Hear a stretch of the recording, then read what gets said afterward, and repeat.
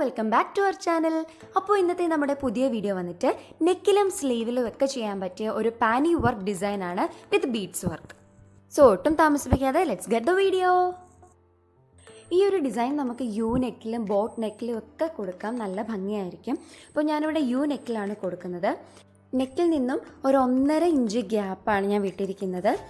നമുക്കിഷ്ടമുള്ള അത്ര എന്തോരം വർക്ക് ഇവിടെ വരണോ ഇഷ്ടമുള്ള അത്രയും ഗ്യാപ്പ് നമുക്കെടുക്കാം. ഞാനിവിടെ 1.5 ഇഞ്ചാണ് എടുത്തിരിക്കുന്നത്.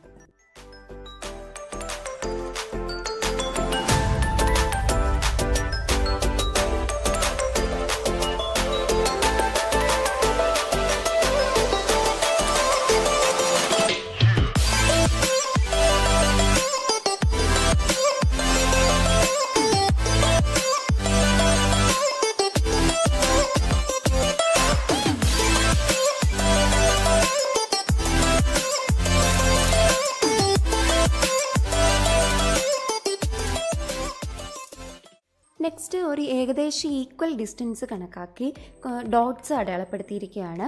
നമുക്ക് അവിടെയൊക്കെ ബീഡ്സ് വർക്ക് ചെയ്യാൻ വേണ്ടിയിട്ടാണ്.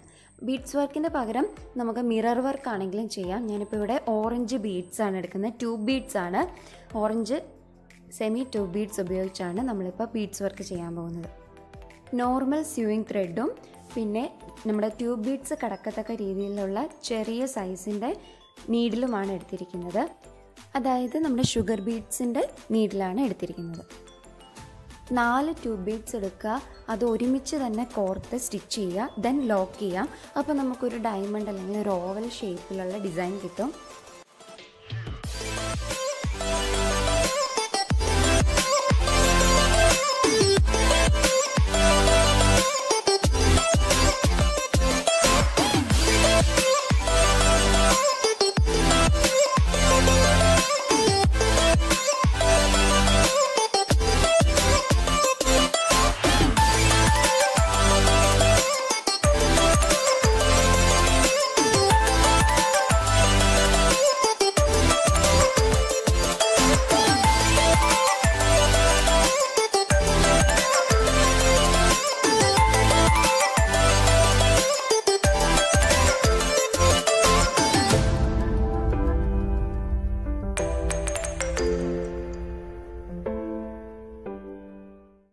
ഒരു റൗണ്ട് കംപ്ലീറ്റ് ആയതിനു ശേഷം അത് ബാക്കിൽ ലോക്ക് ചെയ്ത് കെട്ടിട്ട് കൊടുത്തിട്ടാണ് നമ്മൾ നെക്സ്റ്റ് റൗണ്ട് ചെയ്യുന്നത്.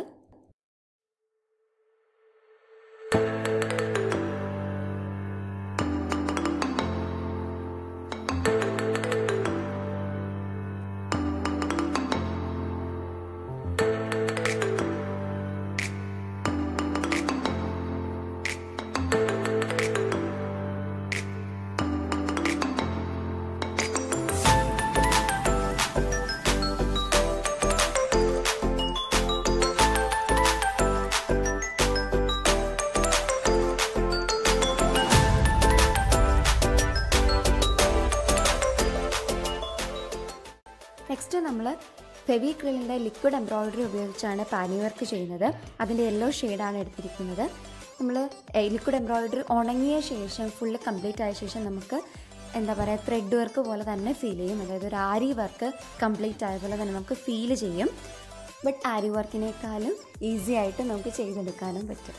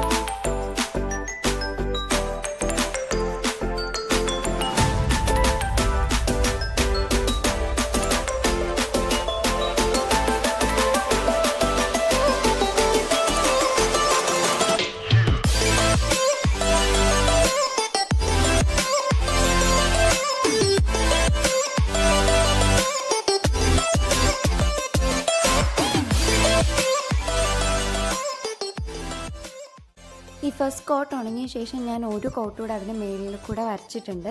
എന്താണെന്ന് വെച്ചാൽ നമുക്ക് ഇടയ്ക്ക് വിട്ടുപോയ ഭാഗങ്ങളൊക്കെ ഒന്ന് ഫില്ല് ചെയ്യാനും പിന്നെ കുറച്ചുകൂടെ ഒന്ന് ബ്രൈറ്റ് ആവാനും വേണ്ടിയിട്ട് ഫസ്റ്റ് കോട്ട് ഉണങ്ങിയ ശേഷം മേളിൽ ഒന്നുകൂടി വരച്ചിട്ടുണ്ട്.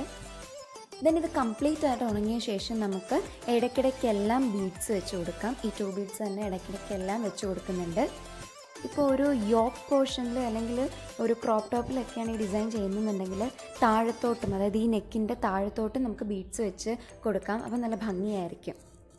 ഇതിപ്പോൾ ചുരിദാറിൻ്റെ ടോപ്പ് ആയതുകൊണ്ടാണ് ഞാൻ താഴത്തോട്ട് ബീഡ്സ് വെക്കുന്നില്ല. ജസ്റ്റ് ആ റൗണ്ട് ഷേപ്പ് മാത്രം ബീഡ്സ് ഇടയ്ക്കിടയ്ക്ക് വെച്ച് ഫിൽ ചെയ്ത് പോകുന്നതേ ഉള്ളൂ.